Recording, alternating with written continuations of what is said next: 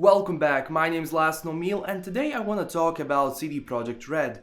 Now, if you don't know what that company is, basically they're the guys that brought us the Witcher franchise, Gwent and also Roach, and now they're working on Cyberpunk 2077.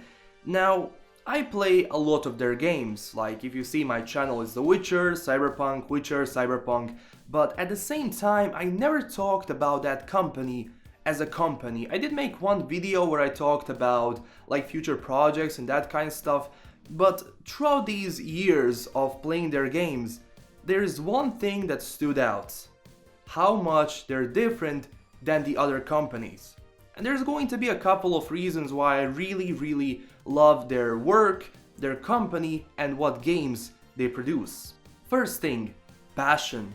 If you just look at their games, their previous games like Witcher 1, 2 and 3, you realize how much time they spent working on that video game. And if you look at The Witcher 1 and you kind of compare that game with The Witcher 3, that is like a masterpiece in an RPG world, I mean, it's one of the best RPGs I've ever played, you kind of see how much that game has evolved. But you need to realize one thing: they learned how to make a video game by making Witcher 1. They didn't know that much, but still Witcher 1 is a great RPG. Yes, it does have its problems, but at the same time you need to realize you gotta start from somewhere. And even though it had problems, Witcher 1 was a success. Not as big as The Witcher 2 and 3, but still it was a huge success. Now, I played Witcher 1 as a kid, and back then for me that was just another RPG game. I didn't know that much about the company, I didn't know much about the lore, the franchise, or anything else, but I played the game and I loved the game. And then as I grew up, The Witcher 2 came out, and then now The Witcher 3, and I started learning a lot more about the franchise, about the books, about everything, and about their company. And like watching their presentations and everything, I learned one thing: that company values what they're making and also values us as gamers. And I believe in this world of consumerism, of companies not really treating humans as humans. They're just treating us like you're going to buy this product and that's it, you're just some guy. But a company like Projekt Red, for example, if you bought The Witcher 3, you got a letter from them. I mean, it was in the game, of course. They're saying thanks for buying the game. They're saying, oh, we are so glad that you spent your hard-earned money for our video game. Thank you so much. And I mean, that connection with the community is really important for future business. I mean, look, it's easy to include a letter in every single game, but you kind of feel nice, don't you? Because they're addressing you as a gamer, as someone who bought their product. They're saying thanks. I mean, how many companies now that produce video games do that? They even try to trick you. I mean, if you just look at some games and how they market their game and what happens at the end, what you get. No Man's Sky.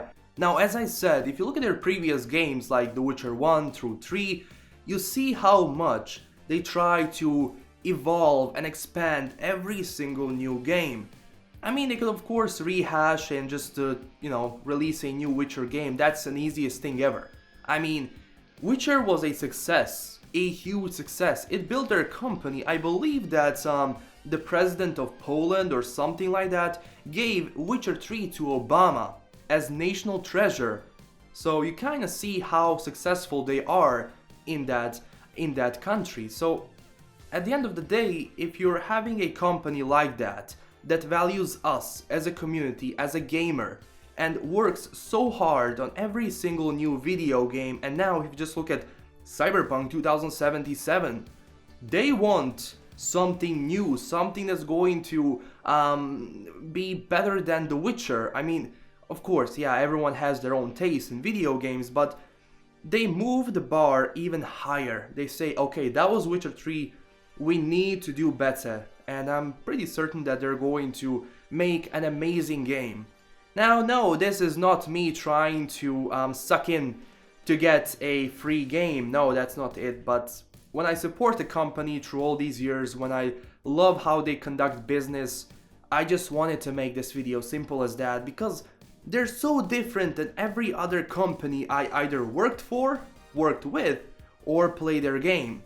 I mean, if you look at the season pass of The Witcher 3, I think it's the first time that people didn't bitch about the expansions and the season pass because they said straight away, you're going to get one expansion that's not going to be that big, but it's still going to be huge when it comes to the quest.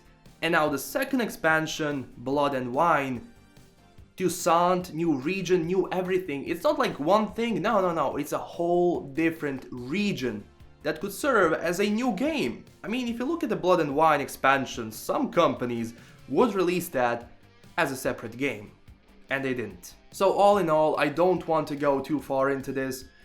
I just want to say how much I appreciate that company and how much I'm looking forward to the future and to their future work, and I can't wait to get more info on Cyberpunk 2077. You know what I'm talking about, right? So that's it guys, don't forget to smash that like and subscribe button and tell me down below what you think about CD Projekt Red, and also that's it. Don't forget to follow me on Twitter at LastKnownMeal, and that's it. Stay classy everyone, and bye bye. What are you doing?